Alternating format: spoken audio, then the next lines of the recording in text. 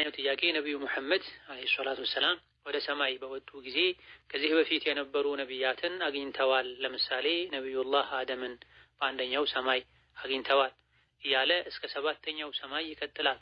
የኔ ጥያቄ እነዚህ ነቢያት ሞተው የለም እንዴ ከነብዩ ኢሳ በስተቀር የሚል ጥያቄ ነው። አው ከነብዩላህ ኢሳ በስተቀር ሁሉም ነቢያት ሞተዋል አለይሂም ሰላቱ ወሰላም። እንደዚሁ ደግሞ የኢስራእና ሚዕራጅ ሌሊት ላይ ነብዩ ሰለላሁ ዐለይሂ ወሰለም የተለያዩ ነቢያትን ሰማያት ላይ አግኝተዋል።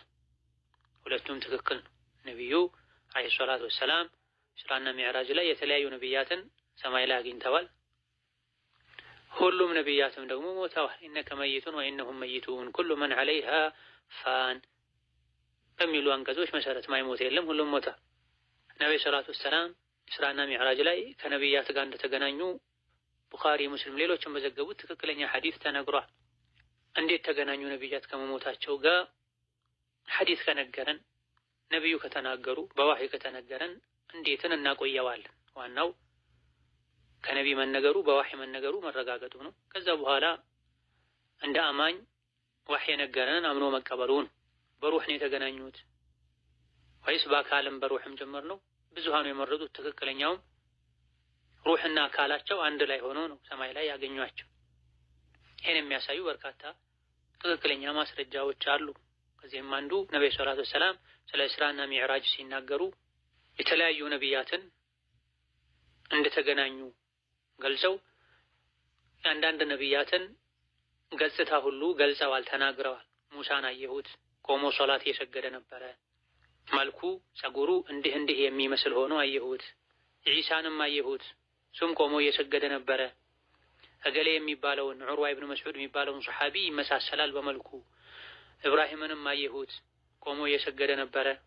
ነቢያት ጋር ተገናኘሁኝ፣ አላህ ሰብስቦልኝም ሶላት አልጀማዓ በጀማዓ ሶላት ሰገደን ብለዋል። አቡበክር ስዲቅ የተባሉት ይሄ ተነግሯቸው አምነው ስለተቀበሉ ነው። እንዴት በመልኩ አላሉ።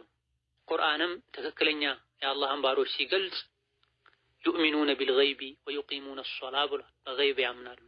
የገይብ ነገር እንዴት ነው ተብሎ አይነገርም። ነቢይ ከነቢያት ጋር ሰማይ ላይ ተገናኙ፣ እንደተገናኙ አላህ ነገረን።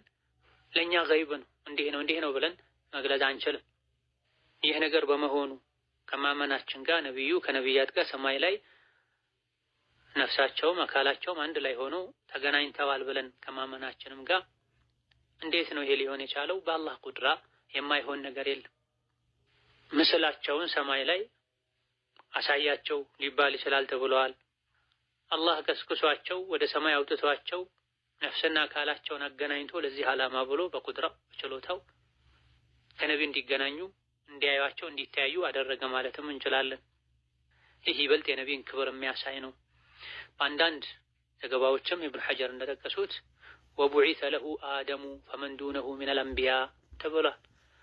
ነቢዩ ኢስራ ሚዕራጅ ባደረጉ ጊዜ ቡዒሰ ለሁ አደሙ ፈመን ዱነሁ ሚነል አንቢያ፣ አደምና ከአደም በታች ያሉ ነቢያትም ተቀሰቀሱላቸው የሚል የሐዲስ ቃል አለ። ስለዚህ አላህ ቀስቅሶ በዛ ቀን አካልና ሩሃቸው እንዲገናኝ አድርጎ ሰማይ ላይ አገናኝቷቸው ሊሆን ይችላል።